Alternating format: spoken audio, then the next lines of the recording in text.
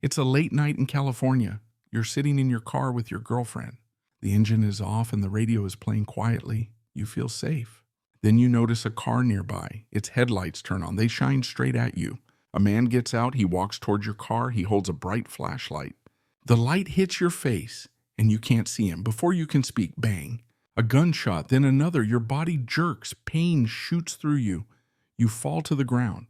You can't feel your legs. Your ears are ringing.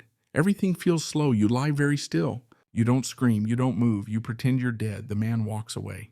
You hear his car drive off. The night becomes quiet again. You're bleeding badly. Your girlfriend isn't moving. You feel scared and alone. Time passes. Minutes feel like forever.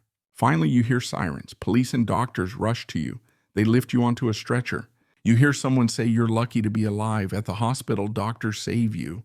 Later, the police ask you questions. You tell them everything you remember. The man's voice, his height, how calm he sounded. Weeks later, letters arrive at the police station. The writer brags about the attack. He gives details only the shooter would know. Your story matches his words. The killer becomes known as the Zodiac Killer. Because you survived, the police knew the crimes were real. Even though he was never caught, your survival helped uncover the truth. Now imagine you're at a mall in Utah. It's daytime. People are shopping. You feel safe. A man walks up to you. He looks friendly. He has brown hair and a nice smile. He tells you his name is Ted. He says he's a police officer. He says someone tried to break into your car. He asks you to come with him. You feel unsure, but he sounds calm. You agree. You get into his car. That's when everything changes. He suddenly pulls out handcuffs. He tries to lock them on your wrist. You panic. He pulls out a gun. He tells you to lie down. Your heart starts racing. But you don't give up. You kick him. You scream. You fight as hard as you can.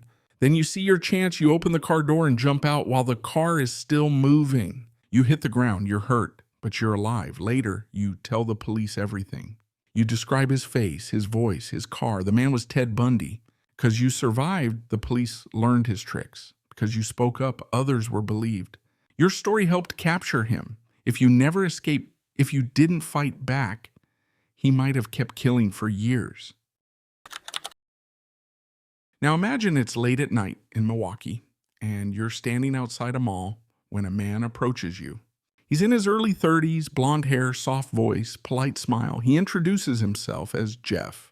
He says he's a photographer, says he'll pay you $100 just to come back to his apartment. Have a few drinks, maybe take some pictures. You hesitate, but he seems calm, normal, almost shy. You agree, his apartment is nearby. Inside it's quiet, too quiet. No music, no TV, just the hum of a fan.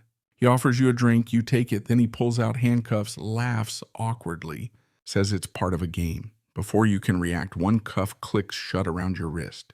You ask him to stop. His smile fades.